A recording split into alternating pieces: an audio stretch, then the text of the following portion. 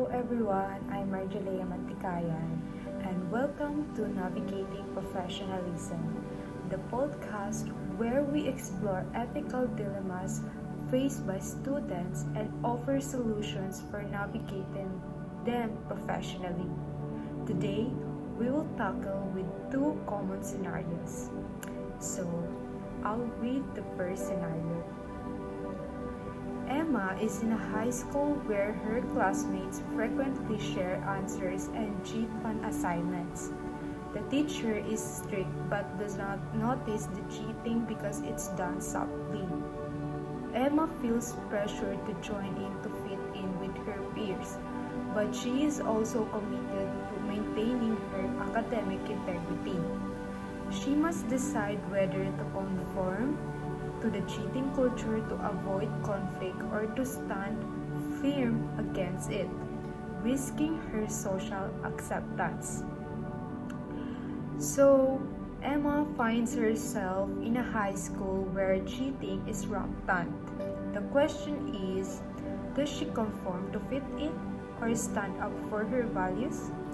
Let's explore this through some key questions. So the question number 1 is, what ethical standards should Emma uphold in this situation? So, discuss the importance of academic honesty and the impact of cheating on personal integrity and fairness. So, the answer is Emma must uphold academic honesty. Cheating undermines personal integrity and fairness to others. It's crucial to remember that education is about learning, not just grades. So for the question number 2 is, should Emma conform to her peers' cheating practices or refuse to participate? Okay, so Emma should refuse to participate in cheating. While social acceptance is important, compromising her integrity is far more damaging. If she were to conform, it would likely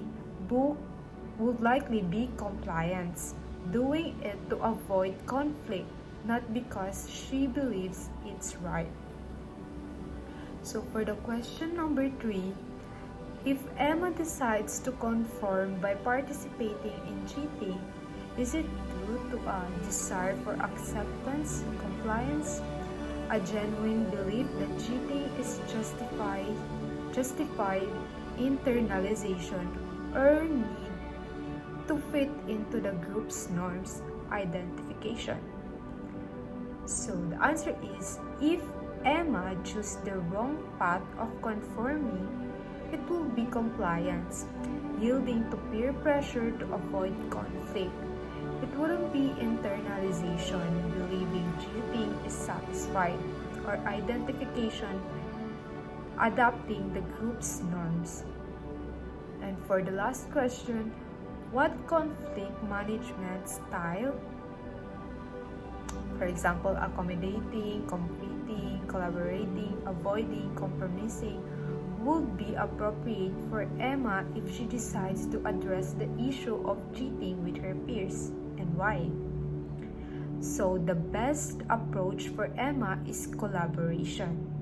She could calmly discuss her concerns with her peers, explaining the importance of academic integrity and suggesting alternative study strategies. Okay, so let's move for the scenario number 2.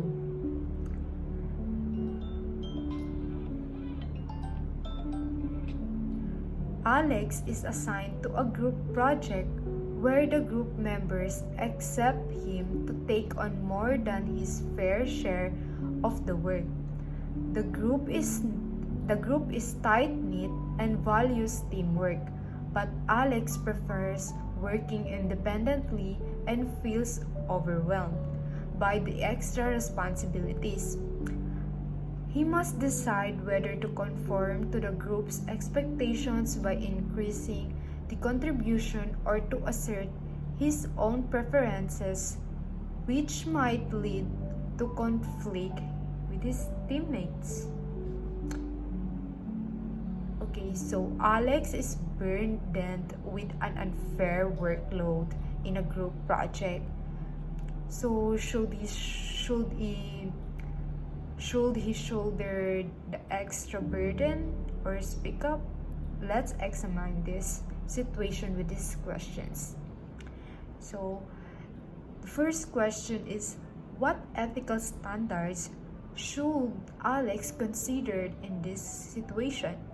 Discuss the importance of fairness and equitable contribution in group work and how balancing personal preferences with team expectations impacts group dynamics. So, Alex should consider fairness and equitable contribution. An unbalanced workload affects group dynamics and the overall quality of the project. Open communication is the key. So for the second question, should Alex conform to the group's expectations by increasing his contribution, or should he assert his preference for less responsibility? So Alex should assert his preference for a more balanced workload. While teamwork is important, it shouldn't come at the cost of his well-being or fairness. If he conformed, it would likely be compliance or avoiding conflict. And for the third question, if Alex decides to conform by taking on more work, is it because he wants to gain acceptance from his team or compliance? He genuinely believes in the value of teamwork internalization, or he wants to align with the team's norms identification.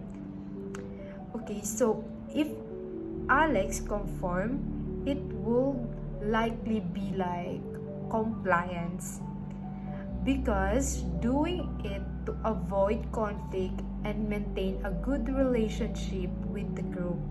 It wouldn't be internalization or identification. It will not be that. So let's move for the fourth question.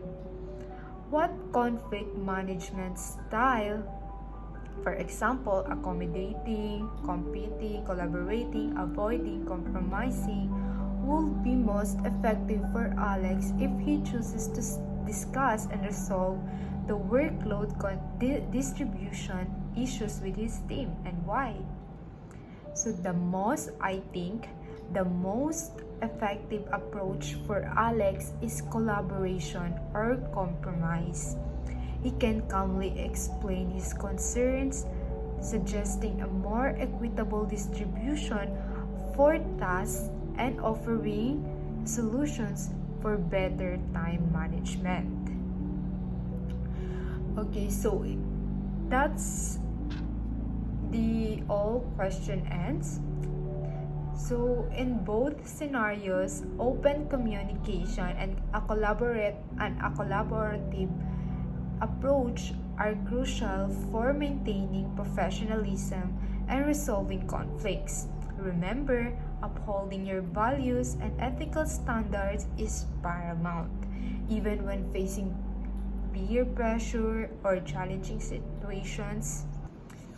Okay, so that's the end of our podcast. Thank you for listening to Navigating Professionalism. We hope this podcast has provided you with valuable insight. Thank you.